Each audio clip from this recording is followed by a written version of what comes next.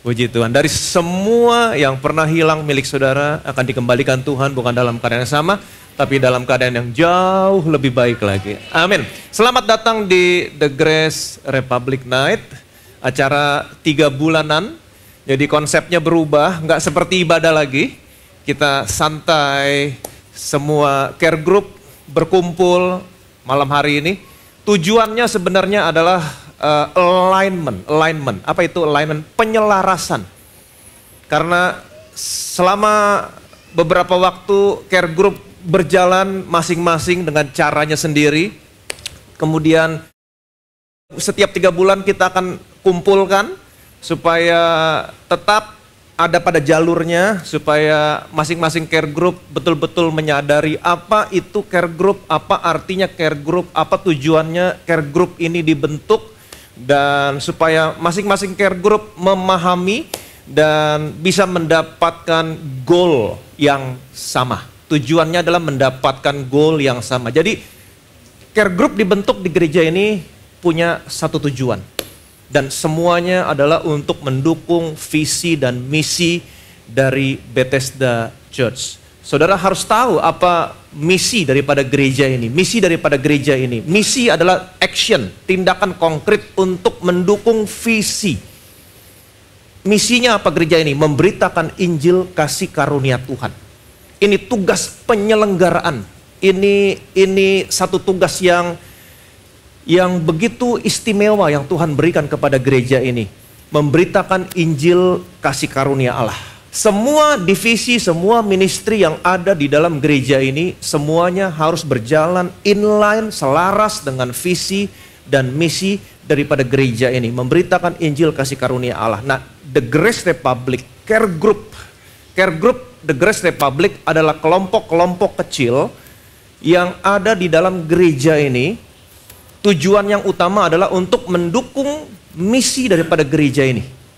Itu tujuan yang utama, nanti saya akan jelaskan. Tujuan yang kedua adalah karena gereja ini memiliki kepedulian, rasa ingin tahu, kalau orang dunia negatifnya berkata kepo, setiap jiwa yang ada di dalam gereja ini. Kami pengen tahu, kami peduli. Kami mau tahu apa yang terjadi sama setiap domba yang ada di dalam gereja ini. Karena kita percaya Tuhan akan memberikan pertumbuhan kepada gereja ini. Ke kiri, ke kanan, semua pertumbuhan berasal daripada Tuhan. Tetapi berjalan dengan semakin besarnya gereja ini, kita tidak mau kehilangan kesempatan untuk memperhatikan setiap domba yang ada di dalam gereja ini. Bagaimana caranya?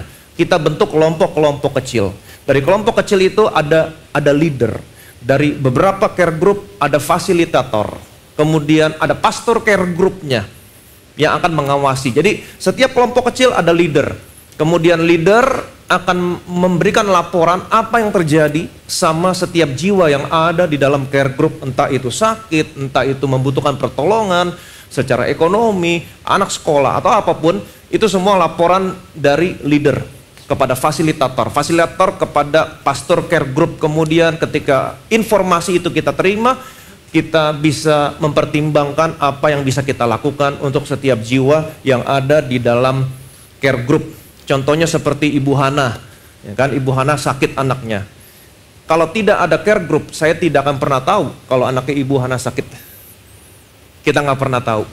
Tapi di situ ada leader, kemudian juga Ibu Hana mengontak nomor WA pelayanan jemaat, kemudian dari situ kita tahu, oh anak Ibu Hana sakit, masuk ICU, kondisinya kritis. Kemudian saya kontak leader CG Online, Willy, kemudian saya sama-sama hari Senin, kebetulan hari Senin saya off, saya sama-sama ke sana.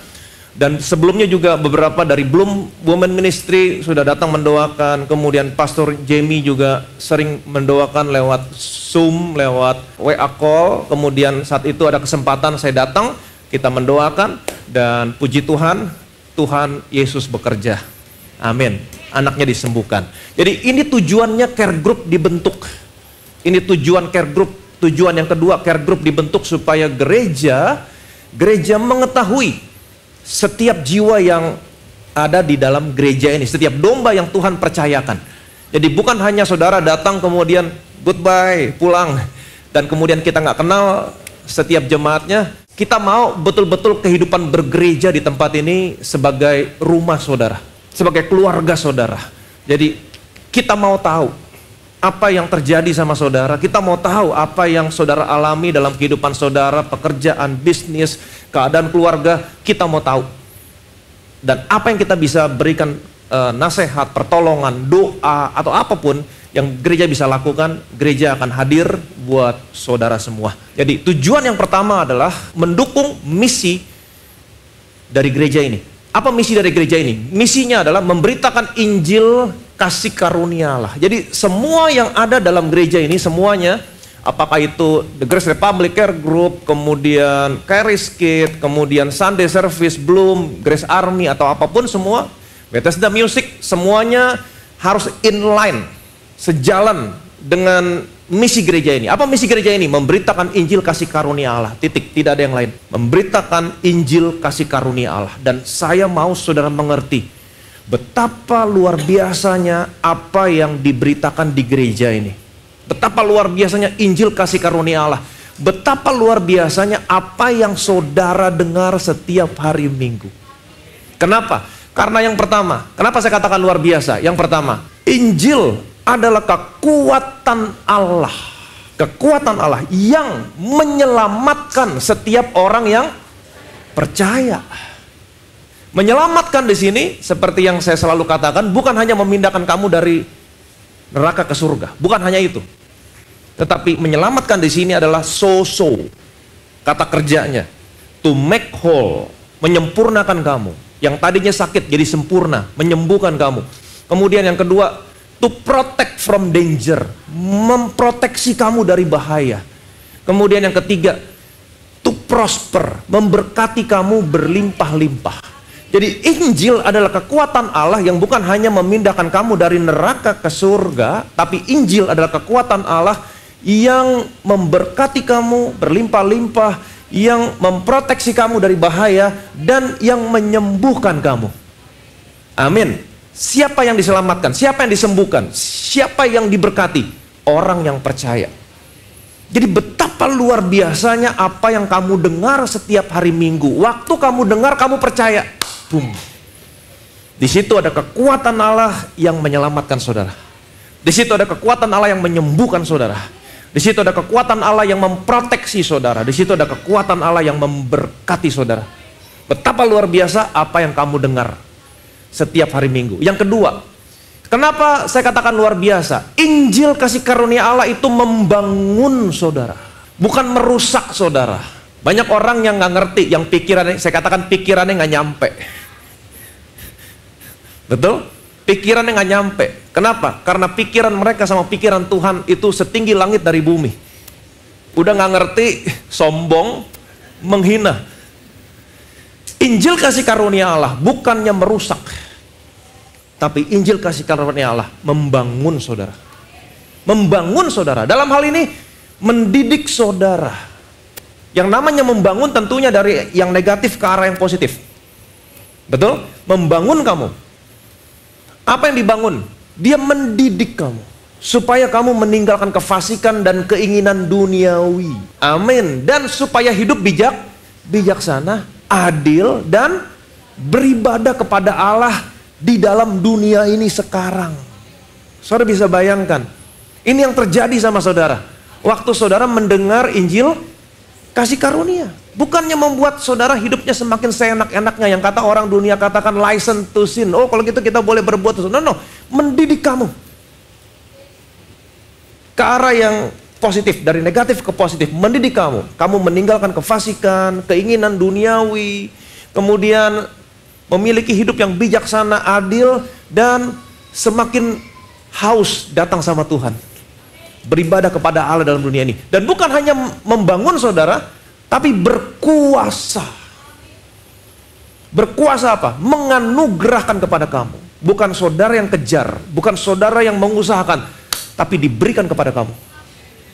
Injil kasih karunia berkuasa memberikan kepada kamu semua bagian yang sudah ditentukan untuk diterima oleh semua orang yang sudah dikuduskannya. Waktu saudara percaya Injil, percaya sama apa yang sudah Yesus lakukan. Saudara adalah orang-orang yang sudah dikuduskannya. Dan ada sesuatu yang akan dianugerahkan kepadamu. Berkat, kesembuhan, pemulihan, semuanya. Jadi betapa luar biasanya apa yang saudara dengar setiap hari Minggu. Betapa luar biasa. Jangan pernah lewatkan hari Minggu. Amin. Kenapa? Di situ ada kekuatan Allah. Ketika kamu percaya, ada kekuatan Allah yang menyelamatkan kamu, memberkati kamu, menyembuhkan kamu. Amin. Memproteksi kamu. Dan apa yang kamu dengar itu membangun saudara. Terus dengar, itu membangun saudara. Mengubahkan saudara dari satu kemuliaan kepada kemuliaan yang lebih besar. Meninggalkan kefasikan, keinginan duniawi. Malahan saudara beribadah kepada Allah. Amin. Semakin rajin datang ke gereja, semakin haus mendengar firman Tuhan. Kemudian berkuasa menganugerahkan kepada kamu semua bagian yang ditentukan untuk diterima oleh orang-orang yang dikuduskannya. Nah, sekarang pertanyaan saya, apa yang kamu dengar ini luar biasa sekali. Bagaimana caranya supaya semuanya ini bisa terjadi dalam hidupmu? Ada kekuatan Allah dinyatakan. Saudara melihat progres, ada buahnya. Kehidupan saudara diubahkan dari satu kemuliaan kepada kemuliaan lebih besar. Saudara melihat bahwa bagian-bagian yang sudah ditentukan untuk orang-orang kudusnya itu datang dalam kehidupanmu. Bagaimana caranya? Intinya bagaimana caranya supaya Injil kasih karunia Allah, firman kasih karunia Allah yang saudara dengar setiap hari Minggu itu berbuah dalam hidupmu. Bagaimana caranya supaya berbuah? Saudara melihat manifestasinya. Bagaimana caranya? Kalau saudara ingat perumpamaan yang Tuhan Yesus katakan tentang seorang penabur. Masih ingat? Yang ditabur adalah benih. Benih itu berbicara tentang firman. Dalam konteksnya di gereja ini, yang ditabur adalah firman kasih karunia. Nah, kita belajar langsung, benih yang ditabur, yang berbuah, adalah benih yang ditabur di tanah yang baik. Saya percaya semua di sini adalah tanah yang baik. Perhatikan baik-baik. Yang ditabur di tanah yang baik, ialah orang yang mendengar firman. Setiap minggu saudara mendengar. Betul? Dan mengerti. Apakah saudara mengerti? Ada yang mengerti, ada yang nggak mengerti.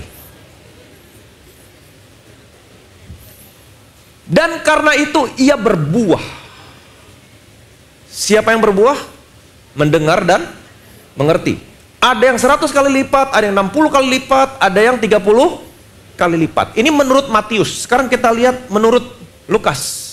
Yang jatuh di tanah yang baik itu ialah orang yang setelah mendengar, menyimpannya dalam hati, dan mengeluarkan buah dalam ketekunan. Kalau kita gabungin dua ayat ini, karena setiap Injil bukannya bertentangan, tapi setiap Injil itu saling melengkapi.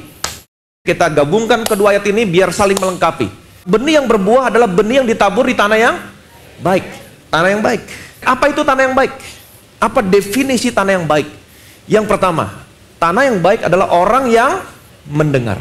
Kemudian yang mengerti. Kemudian yang ketiga yang menyimpan dalam hati. Mendengar, mengerti, menyimpan dalam hati. Dan saudara melakukannya ini dengan ketekunan. Kita gabungin semuanya supaya definisinya lengkap. Mendengar, mengerti, menyimpan dalam hati. Saudara datang setiap hari Minggu ke tempat ini mendengar Injil kasih karunia. Mengertikah saudara? Ada yang mengerti, ada yang nggak mengerti. Jujur. Kemudian menyimpan dalam hati. Kalau nggak ngerti berarti nggak ada yang disimpan. Dan dilakukan semuanya dengan ketekunan. Saudara nggak bisa melakukan ini hari ini datang, minggu depan nggak datang, minggu depan nggak datang lagi. Minggu depan datang lagi, atau minggu depan nggak datang lagi, atau dalam care group, hari ini care group, ntar care groupnya bulan depan lagi. Nah, itu yang ketawa tuh. Saya nggak lihat mukanya, saya ngeliatnya ke sana. Saudara nggak bisa melihat buahnya kalau saudara tidak melakukannya dengan ketekunan. Kalau saudara mendengar, mengerti, menyimpan dalam hati, melakukan semuanya dengan ketekunan, apa yang terjadi? Dia akan mengeluarkan buahnya. Kamu melihat kuasa Tuhan, menyelamatkan kamu, menyembuhkan, memberkati. Amin. Kamu akan melihat progres untuk dirimu sendiri. Dari satu kemuliaan kepada kemuliaan yang lain, yang lebih besar. Meninggalkan kefasikan, keinginan duniawi. Sekarang haus beribadah sama Tuhan. Dan lebih daripada itu, saudara melihat semua yang kamu butuhkan datang. Dianugerahkan kepadamu. Semuanya yang kamu butuhkan datang, semuanya dianugerahkan, semua bagian yang ditentukan untuk diterima orang-orang kudus itu datang. Jadi ini konsepnya tanah yang baik, mendengar, mengerti, menyimpan dalam hati, melakukan dengan ketekunan, dan kamu akan melihat buahnya. Amin. Tetapi saya mengerti, saudara setiap minggu mendengar, tapi nggak semua mengerti. Betul? Nggak semua mengerti. Terkadang saya khotbah, ada aja yang main handphone.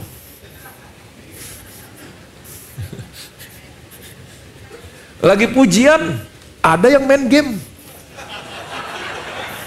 Kan saudara nggak tahu, kalau lagi pujian saya suka berdiri di situ, saya suka jalan ke sana, saya suka lihat. Kan saudara nggak tahu. Kan saya perhatiin. Ada aja. Enggak semua orang datang ke tempat ini mendengar kemudian mengerti. Ada yang mendengar, ada yang nggak ngerti. Kalau kamu nggak ngerti, kalau kamu baca ayat-ayat sebelumnya, ini sayang, maka iblis akan ambil, kamu nggak akan peroleh apa-apa. Sayang, padahal apa yang kamu dengar itu begitu luar biasa, begitu luar biasa. Itu sebabnya yang melatar belakangi ini, itu sebabnya kita bentuk care group. Care group. Care group mendukung misi dari gereja ini, memberitakan Injil kasih karunia. Apa yang kita tabur, nggak mau sampai dicuri sama iblis. Apa yang kita tabur, kita mau tabur di tanah yang baik. Apa itu tanah yang baik? Kamu mendengar, dan kita mau, kamu juga mengerti. Kalau kamu nggak mengerti di tempat ini, no problem. Datang ke care group. Di situ ada orang-orang yang peduli, yang juga mau kamu mengerti. Itu tujuannya. Supaya apa? Ketika kamu mengerti, kamu pulang, kamu simpan dalam hati. Dan kamu melakukan dalam ketekunan. Setiap hari Minggu datang, tengah minggu, saya nggak ngerti ya tadi ya. Saya mau datang ke care group, saya mau cari tahu. Supaya saya mengerti dan saya simpan. Kenapa simpan dalam hati? Kita sudah belajar. Apa yang keluar dari mulut, itu meluap dari hati. Kalau kamu mengerti, kamu simpan, kamu akan keluar itu. Dan kamu akan melihat manifestasinya. Jadi tujuan care group ini dibentuk utamanya adalah saya mau supaya setiap benih yang ditabur di gereja ini setiap hari Minggu. Karena saya begitu percaya Injil kasih karunia Allah begitu luar biasa. Saya mau ini semua berbuah. Apa buahnya? Kamu melihat kekuatan Tuhan menyelamatkan kamu. Kamu melihat progres. Bagaimana kamu diubahkan dari satu kemuliaan kepada kemuliaan yang lebih besar. Kamu dibangun, meninggalkan kefasikan, keinginan duniawi. Pada akhirnya kamu beribadah kepada Allah. Dan apa yang menjadi milikmu orang-orang kudus itu dianugerahkan. Datang, semua datang. Bukan diusahakan tapi dianugerahkan. Betapa luar biasa orang yang duduk dengar, tekun, mendengar Injil kasih karunia Allah. Benihnya ini udah baik. Waduh, benihnya ini udah baik. Luar biasa sekali benihnya. Waktu benih itu jatuh di tanah yang baik, boom. Betapa luar biasa. Dan tapi ingat, semuanya dilakukan dengan ketekunan. Dan Tuhan berkata, hanya satu yang perlu. Hanya satu yang perlu. Amin. Masih ingat cerita tentang Maria? Perhatikan baik-baik. Lukas pasal 10, 39 sampai 42. Enak juga khotbah sambil duduk-duduk gini ya. Tapi nggak bisa hari Minggu. Perempuan itu mempunyai seorang saudara yang bernama Maria. Maria itu duduk dekat kaki Tuhan. dan terus mendengarkan perkataannya. Dan terus. Apa artinya? Ada ketekunan di sini. Dia terus mendengarkan. Setiap hari Minggu saudara terus datang. Ada jadwal care group, terus hadir. Tapi Pak, saya udah ngerti. Ingat baik-baik. Kalau kamu sudah mengerti, kamu terima cuma-cuma, kasih cuma-cuma. Peduli sama anggota care group yang lain yang belum mengerti. Saya mengerti firman ini luar biasa. Saya dapat pewahyuannya. Ada begitu banyak pewahyuan. Datang ke care group, kasih tahu. Amin. Itu sebabnya namanya care group. Kelompok yang peduli satu dengan yang lain. Jangan hanya saudara yang menerima berkatnya, tapi saudara juga mau supaya orang lain juga terima berkatnya. Amin. Sedang Maria sibuk sekali melayani. Ia mendekati Yesus dan berkata, Tuhan, tidakkah engkau peduli bahwa saudaraku membiarkan aku melayani seorang diri? Suruhlah dia membantu aku. Tetapi Tuhan menjawabnya, Marta, Marta, engkau khawatir dan menyusahkan diri dengan banyak perkara. Jadi Marta itu khawatir dengan banyak perkara. Khawatir ini, khawatir itu, khawatir ini, khawatir itu. Tetapi hanya satu saja yang perlu. Hanya satu yang perlu. Ingat, lihat baik-baik perkataan Tuhan. Marta, kamu khawatir banyak hal. Hanya satu yang perlu. Dengan kata lain, Tuhan mau berkata begini, Marta, kamu khawatir banyak hal. Kenapa? Karena kamu tidak melakukan satu hal. Betul? Karena kamu tidak melakukan satu hal. Hanya satu yang perlu. Maria telah memilih bagian yang terbaik yang tidak akan pernah diambil daripadanya. Marta, kamu khawatir banyak hal karena kamu tidak melakukan satu hal. Apa itu? Duduk dan terus mendengarkan perkataan Tuhan. Banyak orang yang khawatir akan banyak hal. Pak, saya harus begini, saya harus begini. Kenapa? Karena mereka tidak pernah lakukan satu hal. Duduk terus mendengarkan. Kalau kamu melakukan satu hal, kamu tidak akan khawatir akan banyak hal. Kenapa? Balik ke tadi ayat yang pertama. Kenapa? Kalau kamu melakukan satu hal, terus mendengarkan Injil kasih karunia tentang Yesus, tentang apa yang sudah dia selesaikan di atas kayu salib, kamu gak usah khawatir sama kesehatanmu. Kenapa? Ada kekuatan Allah yang menyembuhkan kamu. Kamu gak usah khawatir sama berkat. Kenapa? Ada kekuatan Allah yang memberkati kamu. Amin. Kamu gak usah khawatir virus, kuman, penyakit. Kenapa? Ada kekuatan Allah yang memproteksi kamu. Itulah Injil kasih karunia. Hanya satu yang perlu. Satu yang perlu. Kalau kamu mengerti prinsip ini, hanya satu yang perlu. Wah. Ngapain saudara repot-repot ke sana, ke sini, padahal hanya satu yang perlu, yang lain beres. Amin. Hanya satu yang perlu, yang lain beres. Hanya satu yang perlu, dan dia telah memilih bagian yang terbaik yang tidak akan pernah diambil daripadanya. One thing is needful. Hanya satu yang perlu. Amin. Lakukan ini. Hanya satu yang perlu. Termasuk bukan hanya hari Minggu, care group juga. Itu one thing needful. Tapi kebanyakan yang saya dengar dari Pastor Ezra, oh ada care group yang 2 minggu sekali. Tadinya seminggu sekali. Lama-lama 2 minggu sekali. Lama-lama 3 minggu sekali. Lama-lama, oh absen. Mereka tidak mengerti one thing is needful. Coba cari tahu kenapa. Kenapa bisa dari seminggu sekali, 2 minggu sekali, lama-lama enggak absen. Anggotanya 15, yang hadir 3. Yang 12 kemana? Oh sibuk, nggak bisa, sibuk, katanya sibuk. Nggak ada waktu. Ya, nggak ada waktu, sibuk. Mereka tidak mengerti. One thing is needful. Sibuk Pak, harus begini, harus begitu, harus begini.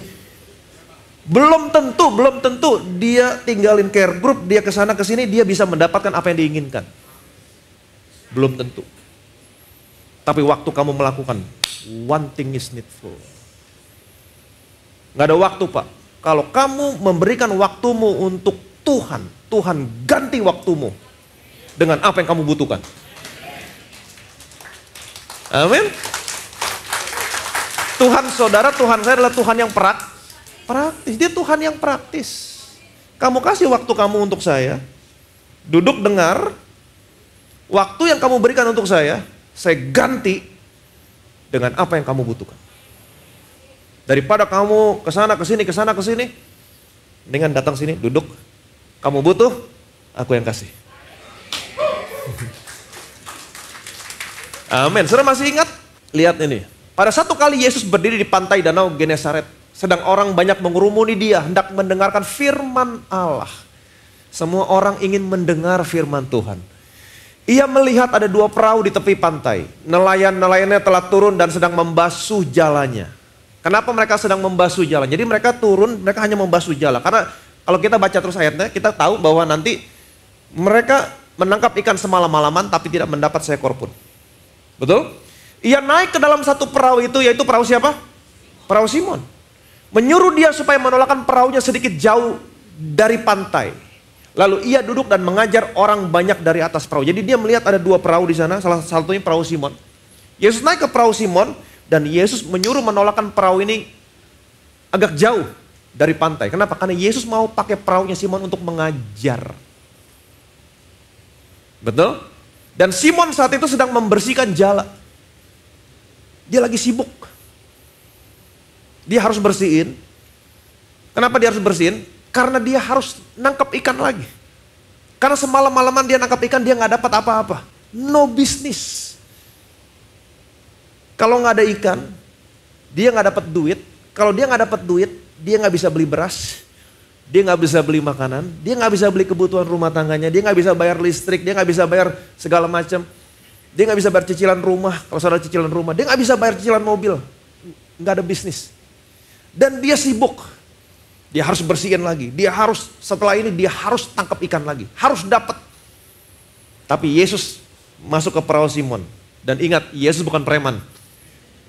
Dia pasti ngomong baik-baik sama Simon. Dia orang yang gentle. Simon, dia belum kenal Simon. Bolehkah saya pakai perahu kamu untuk ngajar? Karena ada begitu banyak orang di sini. Saya butuh perahu kamu untuk tolakin agak jauh supaya saya bisa mengajar lebih banyak orang lagi. Simon bisa aja berkata, sorry, saya lagi sibuk. Saya harus bersihin jala saya, karena semalam saya nangkap ikan, saya tidak dapat apa-apa. Kalau saya nggak dapat apa-apa, saya nggak bisa jual, saya nggak bisa dapat duit, saya nggak bisa begini, saya nggak bisa begitu. Ada banyak hal yang dia khawatirkan. Tapi Simon, dia berikan perahunya untuk Yesus. Dia tinggalin jalannya, dia tinggalin bisnisnya sejenak. Dia tinggalin kesibukannya. Dan dia berikan perahunya sama Yesus. Untuk apa? Untuk ngajar. Dan waktu Yesus ngajar, dia lakukan satu hal yang perlu. One thing is needful. Waktu Yesus ngajar, saya percaya dia juga duduk di perahu itu. Dia mendengar Yesus. One thing is needful. Dia berikan waktunya untuk Yesus, dia berikan perahunya untuk Yesus. Apapun yang kamu berikan, waktu kamu, Tuhan ganti. Dengan apa yang kamu butuhkan. Apa yang Simon butuhkan? Ikan. Setelah selesai ngajar, Simon, tolakin perahumu ke tempat yang dalam. Setelah selesai berbicara, ia berkata kepada Simon, bertolaklah ke tempat yang dalam, tebarkan jalamu untuk menangkap ikan. Simon, guru, telah sepanjang malam kami bekerja keras. Kami tidak menangkap apa-apa. Karena engkau menyuruhnya, aku akan menebar jala juga. Dan setelah mereka melakukannya, mereka menangkap sejumlah besar ikan sehingga jala mereka mulai. Saudara bisa bayangkan, danau yang sama, bukan danau yang berbeda. Danau yang sama, perahu yang sama, jala yang sama, nelayan yang sama. Semalam-malaman nangkap ikan, nothing. They caught nothing. Satu ekor pun gak ada. Tapi setelah dia melakukan satu hal yang perlu. One thing is needful. Apa yang terjadi? Tiba-tiba jalannya jadi magnet ikan. Dan jalannya hampir koyak. Dia berikan waktunya untuk Tuhan. Dan dia lakukan satu hal yang perlu. Tuhan ganti waktu yang dia berikan untuk Tuhan untuk duduk mendengar dengan apa yang Simon butuhkan. Bukan dalam keadaan yang sedikit, berlimpah-limpah. Amin. Jadi saya mau memberikan semangat kepada setiap care group di sini. Yuk, yang tadinya seminggu sekali sekarang jadi 3 minggu sekali, terkadang sebulan gak ada. Yuk, one thing is needful. Amin. Kamu ada, mungkin saudara berkata, aduh sorry ya saya gak bisa, saya mau ketemu klien nih minggu ini, saya absen dulu ya care groupnya. Minggu depan gitu juga, ada janji. No, kalau saudara waktunya care group, ada janji, orang janji waktu care groupnya jangan dibatalin. One thing is need, kamu telah melakukan satu hal yang perlu. Kliennya batalin, sorry ya, saya ada care group. Bisa gak besok? Bisa gak besok? Gak bisa, no problem.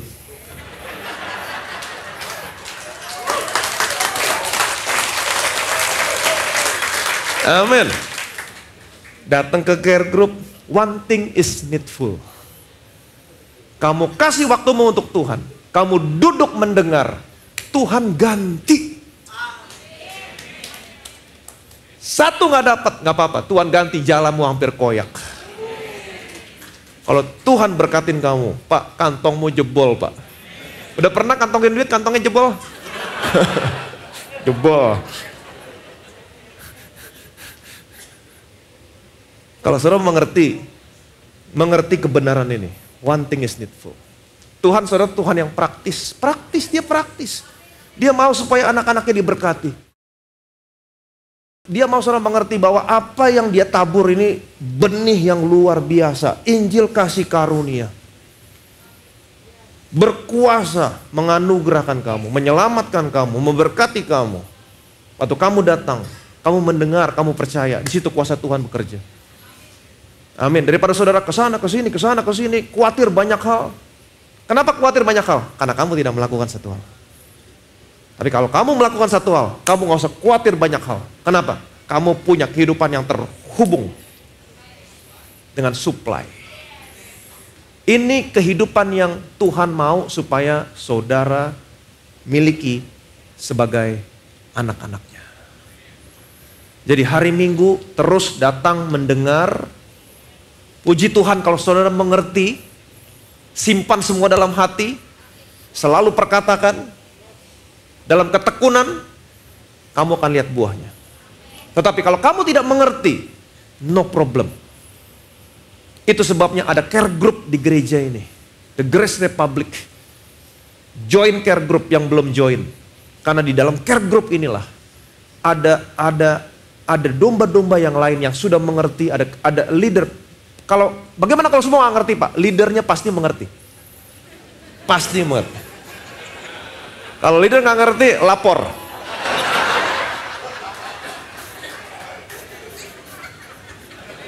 Jangan-jangan dia main game waktu saya khotbah. Pasti mengerti. Karena sebelum hari Minggu mereka sudah dapat terlebih dahulu intisari khotbahnya. Semuanya mereka sudah mengerti. Mereka pasti mengerti, nggak mungkin nggak mengerti. Mereka pasti mengerti. Dan leader akan menjelaskan kepada saudara apa intinya dari khotbah hari Minggu. Kamu mengerti? Yang tadi nggak mengerti, kamu mengerti. Amin. Waktu kamu mengerti, tersimpan dalam hati. Dan waktu kamu percaya, di situ ada kekuatan Allah yang dilepaskan. Wow. Yang menyelamatkan kamu, memberkati kamu, menyembuhkan kamu. Dan kamu akan melihat, kamu akan dibangun dari satu kemuliaan kepada kemuliaan yang lain. Kamu lihat progresnya, kehidupan kamu akan ada progres. Yang tadinya terus meninggalkan kefasikan, keinginan duniawi mulai terkikis. Ya kan, ada progres dan kamu mulai beribadah kepada Allah di dunia sekarang ini. Dan apapun yang kamu butuhkan, semuanya akan dianugerahkan kepadamu. Amin. Jadi semangat. Terus mendengar firman kasih karunia. Semangat hadir dalam care group. Kalau sekarang leadernya bilang, 3 kali seminggu? Enggak, Pak. Kita mau seminggu sekali. Kita mau melakukan one thing is needful. Amin. Kalau leader yang nggak mau, lapor sama Ezra. Kenapa? Karena apa yang kita lakukan, duduk diam mendengar ini luar biasa sekali. Tuhan udah kasih tahu, hanya satu. Nggak usah banyak-banyak, hanya satu yang perlu. One thing is needful. Kalau kamu lakukan ini, kamu nggak akan pernah khawatir sama banyak hal. Kamu punya kehidupan yang terhubung dengan supply. Apapun yang kamu butuhkan, semua disuplai. Jadi ini tujuan ada care group di gereja ini. Kenapa ada care group? Karena apa yang diberitakan di gereja ini benih yang luar biasa. Ini super benih. Kalau istilah pertanian, bibit super unggul. Wah. Firman kasih karunia. Waktu benih ini ditabur di tanah yang baik. Apa tanah yang baik tadi? Mendengar, mengerti, menyimpan dalam hati, melakukan dalam ketekunan, benih ini berbuah. Dan berbuahnya nggak tanggung-tanggung.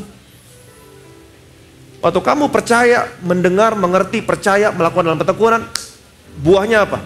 Injil adalah kekuatan Allah. Di situ ada kekuatan Allah yang dilepaskan. Menyembuhkan kamu, memproteksi kamu, memberkati kamu berlimpah-limpah.